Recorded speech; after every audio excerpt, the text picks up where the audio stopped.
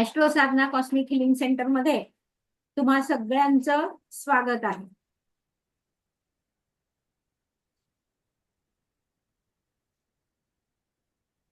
आपण काल पाहिलं की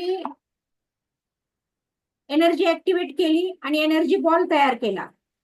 तो एनर्जी बॉल आपण आपलं जिथं दुखत होतं तिथं तो एनर्जी बॉल टाकला. पण मिकाऊसीने आपल्याला शरीराचे 24 पॉइंट दिलेले आहेत. 24 पॉइंट.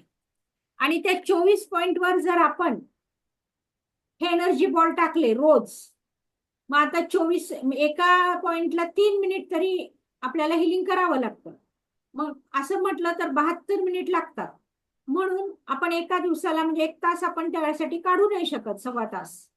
मग असं त्याचं हे करायचं की सकाळी 3 पॉइंट आणि संध्याकाळी 3 पॉइंट किंवा रोज 3 पॉइंट.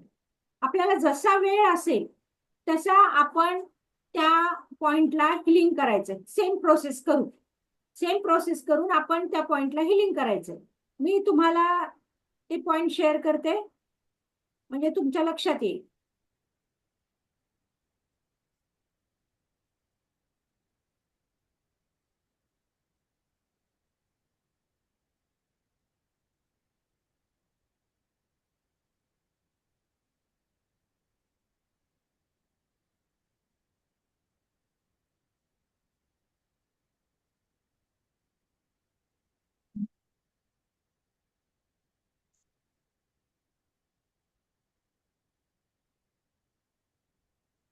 खूप पाऊस पडायला इकडं.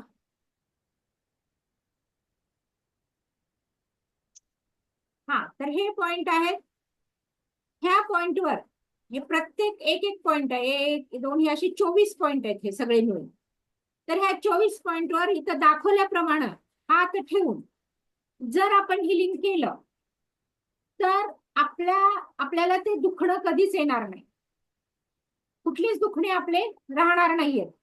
पण आपल्याला एवढी मेहनत घ्यावी लागेल की ह्या 24 पॉइंटवर आपल्याला सतत रोज हिलिंग द्यावी लागेल, आपलं दुखत असो अथवा नसो. जर आपण हे 24 पॉइंट कव्हर केले तर आपल्याला डॉक्टरची गोळी खायची गरज नाहीये. काल सांगितल्याप्रमाणे एनर्जी बॉल तयार करायचा आणि त्या पॉइंटला आपण हील करायचं, त्या 24 पॉइंटला. असं जर आपण करत राहिलो तर डॉक्टरकडे जाणं आपलं टळणार आहे. कारण डॉक्टर आपले आजार बरे करत नाही, गोळ्या देतात आणि मग जसजसं दिवस वाढत जातील त्यांची एमजी वाढत जातात, पण गोळ्या कमी होत नाही.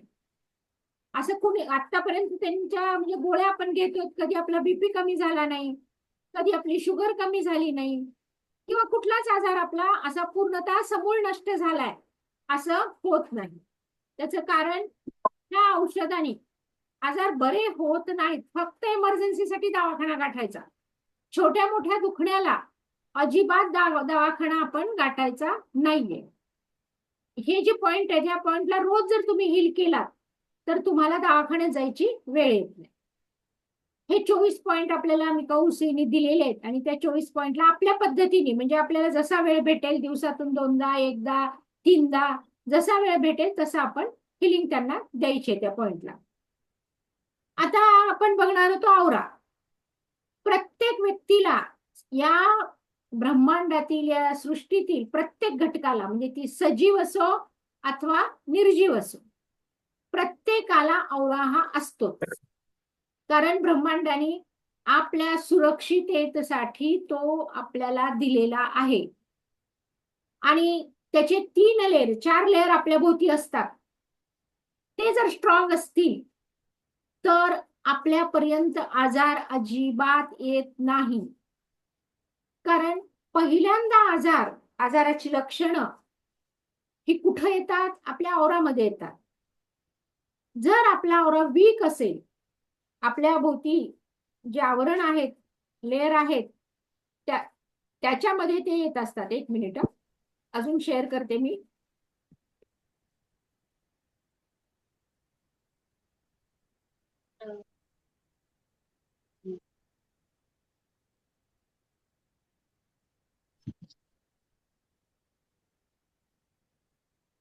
हॅलो. त्याला म्हणावं जरा येतात. हे बघा, हे जे लेअर आहेत आपले, हे आपल्या भोवतीचे हे जे लेअर आहेत, हे दिसत आहेत ना, हे लेअर म्हणजे काय आहे, तर आपल्या अवराभोवतीचे हे लेअर आहेत सगळे. हे स्ट्रॉंग असल्यानंतर आपल्या शरीरामध्ये कुठलाही आजार प्रवेश करू शकत नाही. हे स्ट्रॉंग असणं खूप गरजेचं आहे. आणि ते स्ट्रॉंग कसं ठेवायचं हे मी सांगणार आहे तुम्हाला. पण हे जे लेअर आहेत, हे लेअर बघून घ्या. हे आपल्या भोवतीचे हे लेअर आहेत. ज्यांचा आवरा स्ट्रॉंग असतो त्यांनाही एवढी लेअर असतात.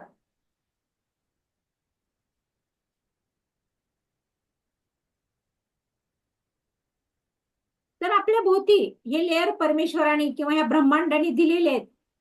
आणि त्या लेअर मध्ये जर ती आजाराची लक्षणं आली तर त्या तिथं ती थोडे दिवस असतात. मग त्यानंतर ती ती कशी असतात, गॅस फॉर्म मध्ये असतात जेव्हा आपल्या आवरामध्ये असतात. मग ती आपल्या 7 चक्रात प्रवेश करतात. 7 चक्रात प्रवेश करून मग जे चक्र डॅमेज झालंय त्याचे जे ऑर्गन आहेत त्या चक्राचे, त्या ऑर्गनला ते सगळे आजार स्पर्श करतात आणि तो आजार आपल्याला तयार होतो, तो आजार आपल्याला होतो. म्हणजे ही प्रोसेस लांब आहे. पटकन आज हे झालं उद्या आजार झाला असं होत नाही. आपल्याला कुठलाही आजार व्हायला किमान 4 ते 5 दिवस लागत असतात. ते आपल्या अगोदर आवरामध्ये येतं, आवरातून 7 चक्रात येतं आणि 7 चक्रातून आपल्या ऑर्गन पर्यंत पोहोचतं आणि तिथं जाऊन ते डॅमेज होतं. मग ते 7 चक्राशी निगडीत जे अवयव आहेत ते डॅमेज होतात आणि तो आजार आपल्याला होत असतो. म्हणून आपला आवरा नेहमी आपण स्ट्रॉंग ठेवायचा. आता आपला आवरा आपण बघू शकतो. आपला आवरा बघायचा असेल तर आपण एक वहीवर असा बिंदू काढायचा. एक वहीवर बिंदू काढायचा आणि आहेत का देवकी मॅडम? एक बिंदू काढायचा आणि त्या बिंदूकडं आपण एक टक बघायचं. त्या बिंदूकडं पूर्ण भरीव बिंदू काढायचा तो आणि त्या बिंदूकडे आपण एक टक बघायचं. तुम्हाला दिसेल की त्याच्या भोवती एक पांढरं वलय आहे. ते पांढरं वलय म्हणजेच आवरा. तुम्ही पेन ठेवून बघा वहीवर, पेनकडे बघा. त्या पेन भोवती सुद्धा तुम्हाला तो आवरा नक्की दिसणार आहे. पेनच्या भोवती एक टक बघितलात तुम्ही की तुम्हाला दिसणार. किंवा मी आता स्क्रीनवर मोठी आहे माझ्या नोट्स टिप्सला जर तुम्ही बघितलं तर माझ्या भोवती सुद्धा तुम्हाला एक पांढरी लेअर दिसेल. कंटिन्यू माझ्या नोट्स टिपला जर बघितलं तुम्ही तर माझ्या भोवती सुद्धा एक पांढरी लेअर तुम्हाला दिसेल. ती पांढरी लेअर म्हणजेच माझा आवरा. आणि सगळ्यात सोपं सांगते तुम्हाला, आपण जे देवाचे फोटो बघतो, देवांच्या फोटो मागे, ऋषीमुनींच्या फोटो मागे जे एक प्रकाशाचं वलय दिसतं आपल्याला, तो त्यांचा आवरा असतो. आपल्याला प्रश्न पडतो ना, हे पाठीमागं काय असतंय? मला तरी पडायचा ते बघितल्यानंतर प्रश्न लहानपणी, हे पाठीमागं देवांच्या, हे मुनींच्या, हे पाठीमागं काय असतंय? तर तो त्यांचा आवरा असतो. कारण तो स्ट्रॉंग असतो म्हणून आपल्याला तो क्लिअर दिसतो. तर हा आपला आवरा आहे. आता आपण दुसऱ्यांची आवरा सुद्धा फील करू शकतो. एखाद्या व्यक्तीला आपल्या समोर थांबवायचं आणि आपण हात रब करायचे, लेकीची प्रार्थना करायची, हात रब करायचे आणि त्या व्यक्तीच्या जवळ जाऊन त्याच्या माथ्यापासून पायापर्यंत असे हात खाली खाली आणायचे. असे हात खाली खाली खाली पायापर्यंत जर नेले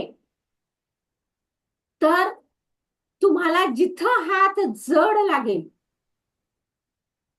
तो आवरा तर फील होतोच. बघा, पहिल्यांदा तुम्ही काय करायचे, हात रब करायचे आणि त्या व्यक्तीकडे असं जायचं. म्हणजे त्या व्यक्तीचे 2 हात असे आहेत आणि तुमचे 2 हात असे आहेत. तुमचा हात त्या व्यक्तीच्या हाताकडे असा ओढला जातो, असा ओढला जातो. एक प्रकारचं म्हणजे मॅग्नेटिक फील त्याच्यामध्ये यायला लागतं. लोहचुंबकासारखं ते एकमेकांकडे ओढले जातात. हात असा जर आपण त्यांच्या जवळ नेत गेलो, त्याही व्यक्तीचा हात अशाच प्रकारे आपल्या जवळ येत गेला तर ते एकमेकाकडे हात ओढले जातात. हे हात ओढले जाणं म्हणजेच काय आहे, तर त्या व्यक्तीच्या आवरामध्ये आपला आवरा मिक्स होतो. त्या व्यक्तीच्या आवरामध्ये आपला आवरा मिक्स होतो आणि तो आवरा आपल्याला फील होतो. बघा, आपण जेव्हा एखाद्या कार्यक्रमाला बाहेर जातो किंवा सहज मार्केटमध्ये आपण जातो, त्यावेळेला घरी आल्यानंतर कधी कधी आपल्याला खूप असं रेसलेस, चिडचिडेपणा असं वाटायला लागतं. त्याचं कारण काय आहे? तर त्याचं कारण हे आहे की तिथं जेव्हा तुम्ही मार्केटमध्ये गेलेले असतात, एखाद्या लग्न समारंभाला गेलेले असतात, एखाद्या कार्यक्रमाला गेलेले असतात, तिथं अनेक प्रकारचे लोक असतात.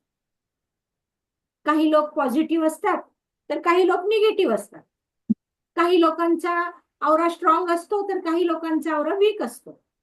जे निगेटिव्ह लोक असतात त्यांच्या संपर्कात आपण गेलो आणि आपला औरा जर वीक असेल त्यावेळेला, तर त्यांची निगेटिव्हिटी आपल्या औरामध्ये येते आणि मग आपल्याला तिथं त्यांची निगेटिव्हिटी आपल्या औरात आली आणि आपण जेव्हा घरी यायला लागलो तेव्हा आपल्याला चिडचिड होतं, घरी आल्यानंतर राग यायला लागतो, रेसलेस होतं, माहित नाही आपल्याला काय होतं, पण आपण खूप थकल्यासारखं फील करतो. हे का होतं आपल्याला? याचं कारण एकच आहे की त्या लोकांची निगेटिव्हिटी आपल्यामध्ये आलेली असते. हे आपल्याला कळत नाही, कारण आपण सामान्य लोक, आपल्याला हे आवरा असतो, ह्या आवऱ्यामध्ये हे असे काहीतरी निगेटिव्हिटी येते आणि त्याच्यामुळे आपल्याला आजार होतो किंवा त्याच्यामुळे आपण उदास होतो. त्याच्यामुळे एक एक दिवशी आपल्याला खूप उदास वाटतं, कारण आपण निगेटिव्ह लोकांच्या संपर्कात आलेलो असतो. तो आपल्या आवरातून ती गोष्ट आपल्यापर्यंत आलेली असते आणि म्हणून आपला आवरा आपण नेहमी स्ट्रॉंग करायला हवा. आपल्याला जर दवाखान्यापासून लांब राहायचंय, आपल्याला जर आपल्या गोळ्या कमी करायच्या, आपल्याला जर हेल्दी व्हायचंय, तर आपण आपला आवरा नेहमी स्ट्रॉंग ठेवला पाहिजे. त्याचे उपाय मी सांगणार आहे की काय करायचं, आवरा स्ट्रॉंग ठेवण्यासाठी काय करायचं हे मी सांगणार आहे. पण हे सगळं आपल्याला करणं गरजेचं आहे, कारण आपला आवरा स्ट्रॉंग असणं हे आपल्यासाठी हितकारक आहे, आपल्यासाठी फायद्याचं. आपण आता रेकी साधक आहोत. आपल्याला माहिती आहे की जे काही होणार आहे ते सर्व आवरा वीक असल्यामुळे होणार आहे आणि म्हणून आपल्याला आवरा स्ट्रॉंग ठेवला पाहिजे. हे माहिती आहे, सामान्यांना हे माहित नसतं, त्यामुळे ह्या समस्यांना ते लोक फेस करतात. पण आपण रेकी साधक आहोत, त्यामुळे रोजच्या रोज आपला आवरा आपण स्ट्रॉंग ठेवायचा. रोजच्या रोज आपण पाहिलं की आवरा आपल्याला दिसू शकतो. आपण त्या बिंदूचा उपयोग करून बघितला, पेनचा. आपला पंजा हात आपल्या वहीवर ठेवायचा आणि त्याला आपण बघायचं, आपल्याला आवरा नक्की दिसेल. तर हे सगळं बघितलं आपल्याला आवरा फील होऊ शकतो, दिसू शकतो. फक्त कॉन्सन्ट्रेशननी त्याच्याकडे बघायचंय. हे टेक्निक आलं का लक्षात? आपला आवरा बघण्याचं, की आपला आवरा जर आपल्याला बघायचा असेल किंवा दुसऱ्याचा आवरा बघायचा असेल तर तेही आपल्या लक्षात आलं की त्या व्यक्तीला समोर उभं करायचं, त्याचे हात असे आणि आपले हात असे, आपले हात रब करायचे, त्यालाही रब करायला लावायचे आणि आपण त्याच्याकडे हळूवार चालत जायचं. एक विशिष्ट अंतरावर आपले हात त्याच्याकडे ओढले जातात किंवा त्याचे हात आपल्याकडे ओढले जातात. असे एक मॅग्नेटिक फील त्या हातांमध्ये यायला लागतात. आता हे त्या व्यक्तीचे हात आणि आपले हात हे असे जवळ जवळ जवळ यायला लागले. हे बघा, आता बघा माझे दोन्ही हातामधून ते फील होत आहे आणि एकमेकाकडे हात असे ओढले जात आहेत, असे ओढले जात आहेत. तर हे म्हणजे काय? आवरा. आता हा आवरा जर आहे तर नक्कीच या आवऱ्यामधनं निगेटिव्हिटी आपल्यापर्यंत येते. हे पण आपल्याला आता 100% मान्य करावं लागतं की निगेटिव्हिटी जेव्हा हे आवरातून आपल्यापर्यंत येते तेव्हा आपल्याला आजार होतात. मग आपल्याला जर पूर्णतः आजार मुक्त व्हायचे, रोजच्या दैनंदिन आजारातून आपल्याला मुक्त व्हायचे, छोट्या मोठ्या, हा दवाखाना करावा, पण केव्हा करावा? खूप मोठं काहीतरी आपल्याला झालेलं आहे तेव्हा दवाखाना, म्हणजे कारण तिथं जाणं आपल्याला गरजेचं आहे. रेकी तुम्हाला मदत कशासाठी करते? त्या तेवढ्या मोठ्या आजारातून लवकर बाहेर निघण्याला किंवा त्या आजाराला सहन करण्याची ताकद रेकी तुमच्यामध्ये निर्माण करते. पण मोठा आजार झाला तर तुम्हाला दवाखान्यामध्ये अर्जंटच जावं लागेल. पण आपले रोजचे सर्दी, पडसं, खोकला, काही दुखतंय, गुडघा दुखतोय, डोकं दुखतंय किंवा आणखीन काही झालेलं आहे तर त्याच्यातनं बाहेर ही रेकी आपल्याला काढू शकते. म्हणून या छोट्या मोठ्या गोष्टीला आपण बाहेर जायचं नाही. बघा, आपलं फर्स्ट लेवलचं हे घेतो, अटेन्मेंट घेतलं आपण आणि 10%च फक्त ऊर्जा आपल्यामध्ये आलेली आहे, तर 10% ऊर्जेने आपण अनुभव घेतला, आपण पाण्याची चव बदलली, आपण त्या पाण्याला तीर्थाची चव आणली. अजून एक प्रॅक्टिकल आपण घेऊ शकलो असतो, पण वेळ अभावात आपण त्या पाण्याला आदेश देऊन, आपलं अफर्मेशन देऊन त्या पाण्याला आपण कडवट पण करू शकतो, कडू पण करू शकतो. आपल्या हाताचे बोट आपण कमी जास्त केले म्हणजे आपण आपल्या अफर्मेशन मध्ये खूप ताकद आहे, तेव्हा आपली अफर्मेशन जास्त महत्वाची आहे हे आपण बघितलं.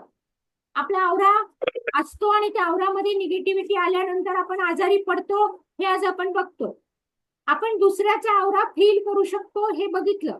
आता दुसऱ्याच्या शरीरामध्ये त्या व्यक्तीने तुम्हाला काही सांगितलेलं नाहीये, पण तरी सुद्धा त्या व्यक्तीच्या शरीरातला आजार तुम्हाला कळू शकतो. त्यासाठी काय करायचंय? रेकीची प्रार्थना करायची आहे, ब्रह्मांडीय ऊर्जेला स्वतःमध्ये बोलवायचे, आवाहन करायचे ब्रह्मांडीय ऊर्जेला, हात रब करायचे आणि त्या व्यक्तीच्या डोक्यापासून पायापर्यंत आपले हात असे खाली हळूहळू हळूहळू घ्यायचे आणि ज्या कुठल्या कारणाने जी कुठली निगेटिव्हिटी ती माझ्या हातामध्ये आलेली असं म्हणत ते हात आपण खाली घ्यायचे. जिथं आपला हात जड झाला तिथं समजायचं की या व्यक्तीचं इथं काहीतरी दुखतंय. आपला हात जड होतो आणि मग तो हात जिथं जड झाला तिथं समजायचं की या व्यक्तीचं कुठंतरी काहीतरी दुखतंय इथं. त्याला विचारलं तर तो बरोबर सांगेल तुम्हाला की हो माझा गुडघा दुखतोय, माझं डोकं दुखतंय, माझा हात दुखतोय. जिथं तुमचा हात जड झालाय तिथं तुम्ही विचारलं तिथे बरोबर तो सांगेल की तिथं तुम्हाला हे झालेलं. तुम्हाला ऐकायला येते ना? मला फक्त थंबनी दाखवा, ऐकायला येते, कारण इथं खूप मोठा पाऊस आहे, इथं खूप मोठा पाऊस चालू आहे, त्यामुळे थोडस ऐकायला येते की नाही ते थंबनी दाखवा. तर ह्या आवराला आता आपल्याला बघायचं की आपल्याला आवराला कसं स्ट्रॉंग करता येईल. आवरा हा महत्वाचा भाग आहे आपल्या जीवनामधला, महत्वाचा भाग म्हणजे जीवनातला म्हणजे आपल्या शरीराचा. आपल्या भोवती जी लेअर परमेश्वराने दिली आहे ती आपल्याला माहिती नाहीये म्हणून आपण आजाराला बळी पडतो. पण आपल्याला तर माहित झालंय तर त्याला स्ट्रॉंग नेहमी करता कसं ठेवायचं, तर त्याची टेक्निक मी तुम्हाला सांगणार आहे. फार अवघड नाहीये ते. आवरा आपला स्ट्रॉंग ठेवायचा असेल तर काय केलं पाहिजे? तर म्युझिक ऐकायचं, ते पण कोणतं? खूप फास्ट जे म्युझिक असतं, फास्ट म्युझिक, ते म्युझिक ऐकायचं. म्हणजे आपला आवरा जो वीक झालाय तो आपोआप स्ट्रॉंग होतो. ते म्युझिक ऐकायचं, पुन्हा योगा करायचा, व्यायाम करायचं आणि सगळ्यात महत्वाचं आपली जी आवड आहे, आपल्याला प्रत्येकाला एक काहीतरी स्किल देवाने दिलेलं आहे. प्रत्येकाला एक वेगळा गुण असतो त्या माणसाकडे, ती आवड जोपासायची जेणेकरून आपलं मन प्रसन्न होईल, मधून इनर लेवलवर आपण आनंदी होऊ. अशी एखादी गोष्ट ती आवड आपण जोपासायची, त्या आवडीकडे आपण लक्ष द्यायचं आणि ते करायचं. आपल्याला गाणं म्हणायला आवडतंय, आपल्याला म्युझिक ऐकायला आवडतंय, आपल्याला चांगले चांगले पदार्थ करायला आवडतात, आपल्याला वाचन करायला आवडतंय, जे काही आपल्याला आवडतंय ते आपण जरूर करायचं. आवड जोपासायची. आणि स्विमिंग करणं हे सुद्धा तुमचा आवरा स्ट्रॉंग करण्यासाठी महत्वाचं माध्यम आहे. तुमचा आवरा तुम्हाला स्ट्रॉंग करायचा असेल तर ती स्विमिंग सुद्धा हे एक माध्यम आहे. आणि नेहमी ग्राउंडिंग राहायचं. ग्राउंडिंग राहायचं म्हणजे काय? तर नेहमी कृतज्ञतेच्या भावनेत राहायचं. अहंकार येऊ द्यायचा नाही, राग येऊ द्यायचा नाही, कुणाबद्दल द्वेष येऊ द्यायचा नाही. नेहमी कृतज्ञतेच्या भावनेने आपण राहायचं. आता आवरा क्लीन कसा करायचा? स्ट्रॉंग करायचा. पण आता झालाय, आता आवरामध्ये आपला प्रॉब्लेम आलाय, तर तो क्लीन कसा करायचा? तर आवरा क्लीन करण्यासाठी पहिलं प्रभावी माध्यम आहे मेडिटेशन. रोज मेडिटेशन करायचं. कुठलंही मेडिटेशन करा तुम्ही. तुम्ही रोज ओमचं जरी मेडिटेशन केलं तरी तुमच्यासाठी ते खूप प्रभावी आहे. तुम्ही मेडिटेशन करा, स्वतःभोवती अँटी क्लॉकवाईज धूप फिरवा रोज झोपताना. तुम्हाला झोप येत नाहीये तर हे करून बघा तुम्ही. धूप पेटवायचा आणि अँटी क्लॉकवाईज फिरवायचं स्वतःभोवती. असं जर तुम्ही केलं तर तुम्हाला नक्की झोप येईल. धूप आपल्या भोवती अँटी क्लॉकवाईज फिरवायचा. आपलं जे समुद्री मीठ असतं, खडे मीठ म्हणतो आपण त्याला, त्या खडे मिठाचा वापर करायचा. आंघोळीच्या पाण्यामध्ये ते टाकायचं आणि त्याच्याने आंघोळ करायची. किंवा आपल्या भोवती दोन्ही हातात घेऊन आपल्या भोवती ते खडे मीठ असं फिरवायचं आणि फ्लश करून टाकायचं. पुन्हा सिंधी मिठाचा वापर करायचा. सिंधी मीठ, खडे मीठ किंवा सिंधी मीठ. आणि रोज सकाळी 10-15 मिनिटं सूर्यप्रकाशामध्ये चालायचं. सूर्यप्रकाश सकाळचं जे कोवळं ऊन असतं त्या कोवळ्या उन्हामध्ये 10-15 मिनिटं आपण फिरायचं. आणि तेही पायात चप्पल न घालता. आणि असेलच आपल्या नशिबाने, आपल्या योगाने आपल्याकडे गवत, तर त्या गवतावरनं किंवा मातीवरनं, बिना चप्पलचं मातीवरनं आपण 15 ते 20 मिनिटं फिरायचं.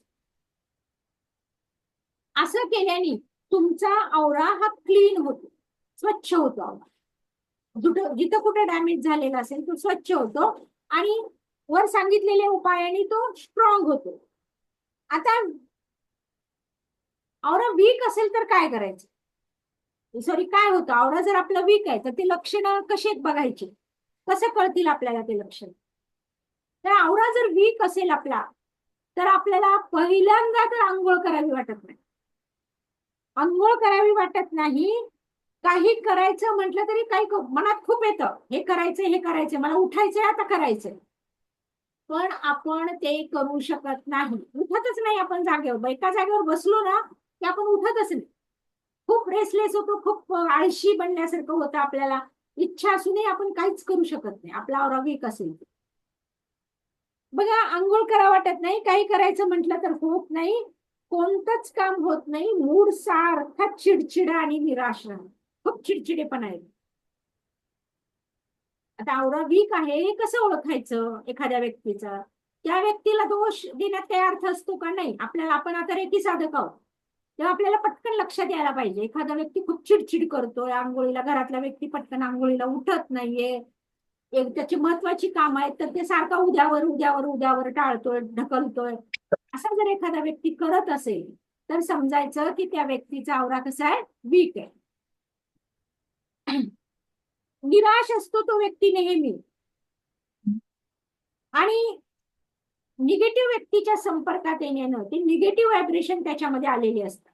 आणि त्यामुळे सगळं निगेटिव्ह बोलणं, निगेटिव्ह वागणं, निगेटिव्ह सगळं त्याच्यामध्ये निगेटिव्हपणा आलेला असतो. तो पटकन निगेटिव्हिटी कॅच करतो. त्याला सतत थकल्यासारखं वाटत असते. थकलोय मी, खूप थकलोय मी थकले आता, अशी भावना त्याची सतत होत असते. चिडचिड, राग, रेसलेसपणा. ज्यांचा औरा निगेटिव्ह असतो त्या औराचा कलर डार्क असतो. आता आपण पाहिलं की आपला औरा पांढरा दिसतो ना, पण निगेटिव्हिटी आलेल्या लोकांचा औरा हा डार्क, म्हणजे एकदम डार्क कॉफी कलर किंवा काळा कलर असा त्याचा औरा असतो. आता ही औरा लेवलची निगेटिव्हिटी जेव्हा 7 चक्रात पोहोचते, ते 7 चक्रात पोहोचण्याच्या अगोदरच आपल्याला त्या औराला क्लीन केलं पाहिजे आणि स्ट्रॉंग केलं पाहिजे. ती जेव्हा 7 चक्रापर्यंत पोहोचते, मग ती 7 चक्रात एकदा गेली ती लिक्विड फॉर्म मध्ये होऊन जाते. आपण त्याला काही करू, गॅस फॉर्म मध्ये औरामध्ये असते ती. आणि जेव्हा ती 7 चक्रापर्यंत पोहोचते तेव्हा ती लिक्विड फॉर्म मध्ये जाते आणि मग आपण त्याला काही करू शकत नाही. त्याची इफेक्ट आपल्यावरती व्हायला लागतात, आपल्या शरीरावरती व्हायला लागतात. आपण कुठल्या तरी आजाराने आजारी पडतो. एवढं महत्व आपल्या जीवनामध्ये आपल्या औराचं असतं. म्हणून आपण सतत औराकडे लक्ष दिलं पाहिजे. आपला औरा नेहमी स्ट्रॉंग ठेवला पाहिजे. नेहमी आपला औरा स्ट्रॉंग असेल, आपण उत्साही असतो आणि उत्साहामध्ये आपल्याकडनं सगळं चांगलं होतं, वेळच्या वेळी होतं, हे आपण नेहमी लक्षात ठेवलं पाहिजे. तो गॅस फॉर्म मध्ये असताना त्याला आपण नष्ट केलं पाहिजे, त्या निगेटिव्हिटीला आपल्या औरामधल्या. आणि हा औरा जेव्हा आपण क्लीन ठेवू, स्ट्रॉंग ठेवू, तेव्हा एकतर आपल्यापर्यंत आजार कुठला येणार नाही, आपली मानसिकता स्ट्रॉंग राहील, निर्णय क्षमता आपली वाढेल, आपण आजारापासून दूर असल्याने निरोगी राहू, आपण शांत राहू, आणि त्यामुळं आपले फोकस हे फक्त सकारात्मकतेकडे जायला लागते. आपल्या जीवनामध्ये फक्त सकारात्मकताच यायला लागेल. तेव्हा आपला औरा हा कसा ठेवायचा हे आपण ठरवायचं. आता काय करायचं आपला औरा स्ट्रॉंग ठेवायचा, की खूप म्हणजे छोटी गोष्ट ही की तुम्ही मिठाच्या पाण्याने स्नान करा, मिठाचं पाणी मिठात स्वतःवरून हे करा, पण हे आपण कंटाळा करतो किंवा आपल्याला माहित नसते. बघा आपली संस्कृती किती श्रेष्ठ आहे. आपल्या संस्कृतीत हे सगळं आहे. जेव्हा एखादा बाळ रडायला लागतं किंवा एखादा म्हणजे आई लगेच काय करते, आई किंवा आजी मीठ मोहरी हातात घेते आणि त्या बाळाच्या शरीराला टच न करता ती बाळाच्या अंगावरनं ती मीठ मोहरी उतरवते आणि पाण्यामध्ये टाकून देते. म्हणजेच काय करते होती, त्यावर क्लीन करते. बाहेरून कुणी पाहुणे आले की आपण पाय धुवायला पाणी देतो. का देतो पाणी आपण त्यांना? आपल्या संस्कृतीत हे आहे, पण आपल्याला माहिती नाही आपण का पाणी देतो. हे चालत आलंय पाणी द्यायचं म्हणून आपण पाणी देतो. पण हे पाणी आपण का देतो, तर तो व्यक्ती किती बाहेरून आलाय, म्हणजे दुसऱ्या गावावरून तरी आलाय. आता पाहुणे आले असतील तर दुसऱ्या गावावरून आलेत, बाहेरून आलेत, मग ते किती लोकांच्या संपर्कातून आलेले आहेत, ते त्यांची निगेटिव्हिटी त्यांच्यापर्यंत पोहोचलेली आहे. आणि त्या निगेटिव्हिटीला आपल्या घरामध्ये नको, की निगेटिव्हिटी आपल्या घरात येऊ नये, यासाठी त्यांना पाय धुवायला पाणी दिलं जातं. आणि पाय धुवून, पाय पुसून, हातपाय धुवून, हातपाय तोंड धुतात ते पाणी आणि पुसून मग ते घरामध्ये प्रवेश करतात. ही आपली संस्कृती आहे. हा औरा हा आपल्या पूर्वजांना माहित होतं, म्हणून त्यांनी आपल्या संस्कृतीमध्ये ह्या सगळ्या गोष्टी ऍड केलेल्या होत्या. आणि त्याच्यामुळं त्या काळामधले लोक हे स्ट्रॉंग असायचे, कधी त्यांना औषध गोळ्या घ्याव्या लागल्या नाहीयेत. पण आता ती एक फॉर्मॅलिटी बनून राहिली. आणि आता तर 21व्या शतकात अलीकडच्या काळात तर आपण आलेल्या पाहुण्यांना कधी म्हणतही नाही की पाय धुवा. म्हणजे ती आता हळूहळू लुप्त होत चालली. आताच्या पिढीला ते माहित पण नाहीये की असं काही म्हणायचं असतं, की आल्यानंतर हात पाय धुवा असं काही म्हणायचं असतं, हे आताच्या पिढीला माहित पण नाहीये. पण ते का जरुरी आहे, ते का महत्वाचं आहे, तर त्यांच्या सोबत आलेली निगेटिव्हिटी ही आपल्यापर्यंत, आपल्या घरामधल्या कुणापर्यंत, आपल्या घरामध्ये येऊ नये यासाठी ती केलेली आपल्या पूर्वजांनी तरतूद होती. आणि त्याला एक परंपरा, रीत रिवाज या नावाशी जोडलं गेलं होतं. आणि त्याच्यामुळं ते दिलं जायचं की पाण्याचं हे बाहेरच. आपण घरातला व्यक्ती सुद्धा दिवसभर बाहेरून शेतात जाऊन आला की तो आधी हातपाय धुवूनच तो घरामध्ये प्रवेश करायचा. कुठं बाहेर जाऊन आला, कुठं गावाला जाऊन आला, तर तो व्यक्ती हातपाय धुतल्याशिवाय घरामध्ये प्रवेश करत नव्हता. तो आलाय म्हटलं की पटकन पाण्याचं भांडं बाहेरून ठेवलं जायचं आणि मग हातपाय धुवूनच तो व्यक्ती घरामध्ये यायचा. पण आता ते राहिलेलं नाहीये. पण ते का होतं हे आता आपल्या लक्षात यायला पाहिजे, की ते होतं केवळ एवढ्यासाठी की त्यांच्याच ते बाहेरून आलेत, म्हणजे अनेकांच्या संपर्कातून आलेत, ते कुठल्या निगेटिव्ह लोकांच्या संपर्कातून आलेत, तर त्याचा इफेक्ट आपल्या घरावरती, घरातल्या लोकांवरती होऊ नये यासाठी ही पद्धत आपल्याकडे होती. आणि त्याचा अंमल आजही आपल्याला करायला पाहिजे. आजही आपण त्याच्यानुसारच वागायला पाहिजे.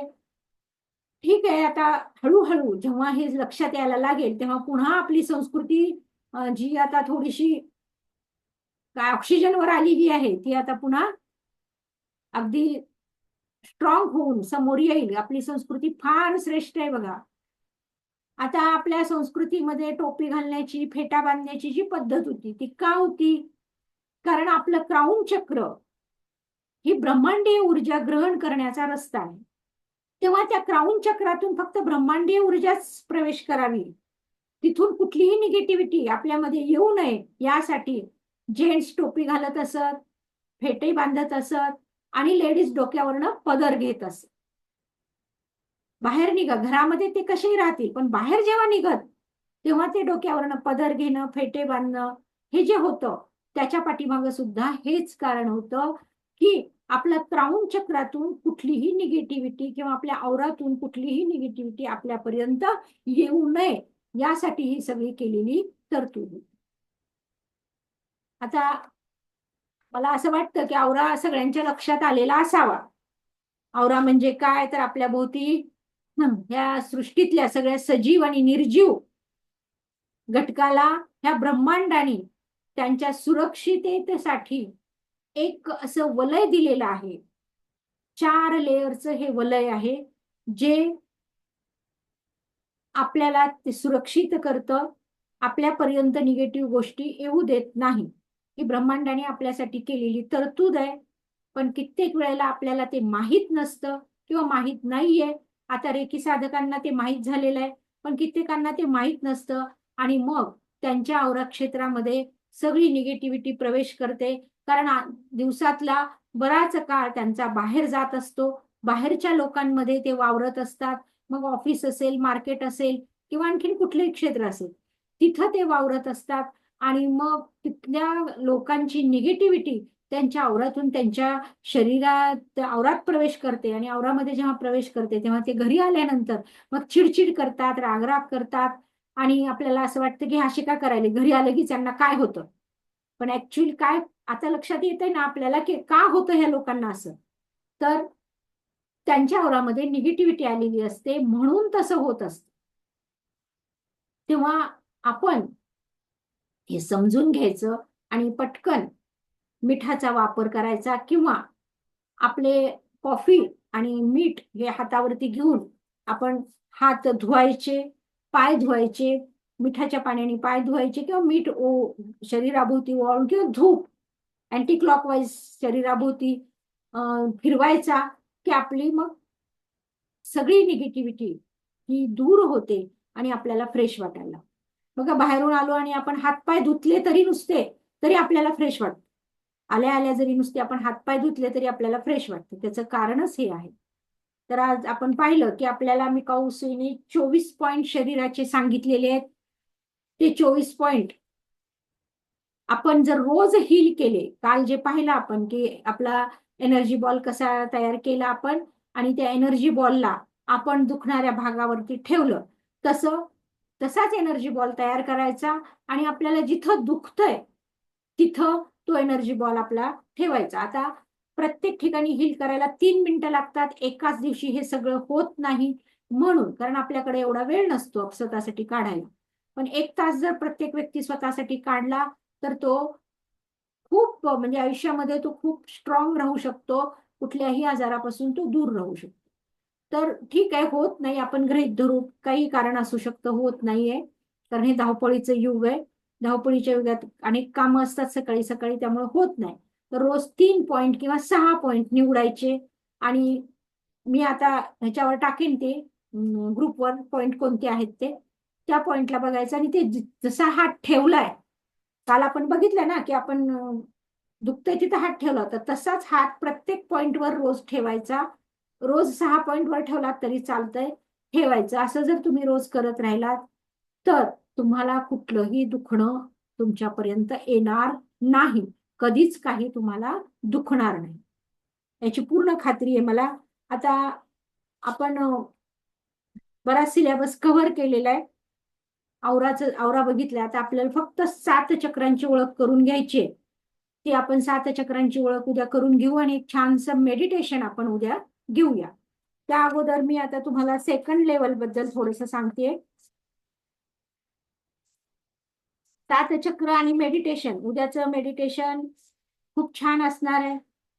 तेव्हा प्रत्येकाने ते मेडिटेशन अटेंड करावं आणि 7 चक्रांबद्दल माहिती घ्यावी. कारण आपल्या शरीराचा मॅनेजर 7 चक्र असं म्हटलं जातं. 7 चक्राशी निगडीत असलेले आपले सगळे ऑर्गन, आपल्या शरीरातले सगळे अवयव हे 7 चक्राशी निगडीत आहेत आणि मग सगळ्या आपल्या जीवनाचा जो लेखाजोखा आहे, आजार असेल किंवा कुठलाही भावनिक असेल, शारीरिक असेल, मानसिक असेल, सगळं सगळं ह्या 7 चक्रावर अवलंबून आहे. आणि ही 7 चक्र जर आपण स्ट्रॉंग ठेवली, ती नेहमी ऍक्टिव्हेट ठेवली, तर आपण कुठल्याच दुःखाला सामोरे जाणार नाही. एवढं महत्व ह्या 7 चक्राचं. कधी दवाखान्याचं तोंड बघावं लागणार नाही आपल्याला. एवढं 7 चक्राचं महत्व आपल्या जीवनामध्ये आहे. आणि त्या 7 चक्र उद्या मी ती सगळी माहिती तुम्हाला सांगणारच आहे. उद्या तुम्ही क्लास मला वाटतं व्हिडिओ ऑन ठेवून करावा. बघा आता सेकंड लेवलचा सिलेबस मी थोडक्यात डिस्कस करते तुम्हाला. जगाच्या पाठीवर कुठेही आपण हिलिंग करू शकतो. सेकंड लेवलमध्ये आता आपण 10% ऊर्जा ग्रहण केली आहे. सेकंड लेवलमध्ये 40% आपण ऊर्जा ग्रहण करतो.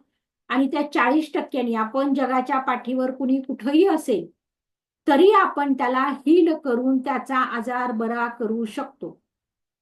फक्त ट्रस्ट, विश्वास इथं महत्वाचा आहे. स्वतःवर, रेखीवरचा आणि स्वतःवरचा. त्याला डिस्टन्स हिलिंग म्हणतात. आता काय, मुलगा अभ्यास करत नाही, मोबाईल जास्त वापरतो, मी उगी थोडेसे पॉइंट काढले, तर त्याला ह्या हिलिंगने आपण दूर करू शकतो. मुलगा शाळेत चाललाय, सॉरी परीक्षेला चाललाय, त्याची पेन चार्ज करू शकतो. आपल्या घरातलं रोज अन्न चार्ज करू शकतो. आपल्या घरातलं पाणी 10%नी करू शकतो. आणि सेकंड लेवलला आपण 40%नी, म्हणजे आणखीन त्याच्यात पॉवर जास्त येते. कारण सेकंड लेवल पासून आपण सिम्बॉल वापरतो, स्ट्रॉंग असे सिम्बॉल आपण वापरतो. त्या सिम्बॉलचा वापर करून आपण घरातलं पाणी, अन्न चार्ज करू शकतो. जे अन्न पाणी घेतल्याने, त्या अन्न पाण्याचं ग्रहण घरातले व्यक्ती आपले केले, तर ते सतत उत्साही राहतील, आजारापासून दूर राहतील, सकारात्मक वातावरण येईल, आनंदी वातावरण घरामध्ये राहील. पेन चार्ज कर किंवा कुठली पण गोष्ट आपल्या घरामध्ये किंवा आपल्या व्यवसायामध्ये जिथं काहीतरी निगेटिव्हिटी आली असं वाटतंय आपल्याला, तर त्याला आपण चार्ज करू. व्यवसायाचं ठिकाण चार्ज करू शकतो, आपण आपला गल्ला चार्ज करू शकतो. आपल्या संपर्कात असलेल्या, आपल्या अवतीच्या ज्या काही महत्वाच्या गोष्टी आहेत त्या सगळ्याच्या सगळ्या आपण चार्ज करून त्याच्यामध्ये सकारात्मकता आणून ते वापरू शकतो. आता एक विश बॉक्स नावाचा एक बॉक्स आहे, तो आपण तयार करायचा आणि त्याच्यामध्ये आपली विश लिहून ठेवायची. ती विश लिहून ठेवली आणि तिला रोज हिलिंग केलं, तर नक्की आपली ती विश जी आपल्याला वाटतं की कंप्लीट व्हावी, तर ती विश कंप्लीट होतेच होते. तुमचं इंटेन्शन जर चांगलं आहे, रेखीवर विश्वास आहे, स्वतःवर विश्वास आहे, तर ती विश पूर्ण होतेच होते. व्यसन सोडवण्यासाठी, एखाद्या व्यक्तीला कुठलंही व्यसन असेल तर ते व्यसन सोडवण्यासाठी सुद्धा या रेकीचा वापर सेकंड लेवलमध्ये तो शिकवला जातो. ते सुद्धा आपण दूर करू शकतो. एखादी घरातली व्यक्ती निगेटिव्ह आहे, किती पण आपण प्रयत्न केला तर त्यांचे विचार निगेटिव्ह, हे नकोच, हे नाहीच, हे असं होणारच नाही, मी असं केलं तर ते तसं झालं तर, असे सतत निगेटिव्ह विचार त्या व्यक्तीच्या मनामध्ये जर येत असतील, तर त्याची निगेटिव्हिटी कमी करण्याचं सुद्धा आपण कमी करू शकतो. कारण त्या निगेटिव्हिटीने आपल्या कामात अडथळे येतात घरातल्या कुठल्याही, तर त्याची निगेटिव्हिटी आपण कमी करू शकतो. आता कपूर दिया म्हणून एक दिया आहे, तो जर वापरला आपण, तर त्या दिव्याचा तर इतका फायदा आहे की आपल्या एखाद्या कामातला अडथळा, एखाद्या व्यक्तीतली निगेटिव्हिटी, एखाद्या व्यक्तीचा राग आपण कमी करूच शकतो. पण आपल्या अवतीभोवती कोण निगेटिव्ह आहे, आपलं हित चिंतणारं कोण आहे आणि अहित चिंतणारं कोण आहे, हे सुद्धा कळतं आपल्याला. ते कसं कळतं ते सेकंड लेवलमध्ये सांगते. नातेसंबंध बिघडले, विनाकारणच गैरसमजातून आपले नातेसंबंध बिघडतात, तर ते बिघडलेले नातेसंबंध दुरुस्त करणं हे रेकीला शक्य आहे. आणि आपण रेकीच्या माध्यमातून ते नातेसंबंध दुरुस्त करू शकतो. टेलिपॅथी एक शिकवली जाते. टेलिपॅथी म्हणजे काय, की आपल्या एखाद्या व्यक्तीकडनं आपल्याला काही सकारात्मक गोष्टी अपेक्षित आहेत, पण तो व्यक्ती आपला ऐकत नाहीये. गृहीत धरा की तुमचा मुलगा 12वीला आहे आणि तो अभ्यास करत नाहीये, म्हणजे साधं सोपं उदाहरण घेते मी. तर आपण त्याला रागवून घरातलं वातावरण खराब करण्यापेक्षा आपण जर टेलिपॅथी म्हणजे आपल्या मनातले सकारात्मक विचार त्याच्या मनापर्यंत आपण पोहोचू शकतो. एवढी ताकद आपल्या थर्ड आय मध्ये आहे आणि ते आपण करू शकतो. ते आपण सेकंड लेवलमध्ये शिकणार आहोत. टेलिपॅथीच्या माध्यमातून एखाद्याचा माइंडसेट आपण चेंज करू शकतो. तो कुठल्या माइंडसेट मध्ये आहे ते आपण चेंज करू शकतो. रेकीचा वापर करून आपण जीवनात निगेटिव्हिटी दूर करू शकतो. पण आणखीन एक महत्वाची गोष्ट आहे की ह्या रेकीचा वापर करून आपण काही निगेटिव्ह करायचंय कुणाच्या लाईफमध्ये, तर ते आपण करू शकत नाही. फक्त रेकी ही सकारात्मक विचारांनाच सपोर्ट करते, सकारात्मक गोष्टींनाच ती आपल्या सोबत राहते. आपल्या मनामध्ये आपण ठरवलं की रेकी करून कुणाचं तरी आपण वाटोळं करावं, तर ते शक्य होत नाही. ही गोष्ट आपण लक्षात ठेवायची. म्हणजे आपलं जीवन सुखी, समाधानी, आरोग्यपूर्ण, ऐश्वर्यपूर्ण आणि दीर्घायुषी जर आपल्याला करायचं असेल, तर रेकी आपल्याला जरूर साथ देते. त्या रेकीचा वापर करून आपण आपलं जीवन सुखी समाधानी करू शकतो आणि आपल्याला जे हवंय, जे आपल्या हक्काचं आहे, पण आपल्या कार्मिक ब्लॉकेजेस मुळे आपल्यापासून ते दूर निघून गेलंय, ते आपल्याला मिळत नाहीये. कर्माचे ब्लॉकेजेस आपल्या लाईफ मध्ये तयार झालेले आहेत आणि त्यामुळे आपल्याला ते मिळत नाहीये. कारण प्रत्येकाचा भोगवटा प्रत्येकाला भोगावा लागतो. जी कर्म आहेत ती कर्म समोर येतात आणि त्या कर्मानुसार त्या व्यक्तीचं लाईफ बनलेलं असतं आणि ती कर्म पण आपणच निर्माण केलेली आहे. ऍक्च्युली आपण तसे आहोत का? आपण अजिबात नाहीये.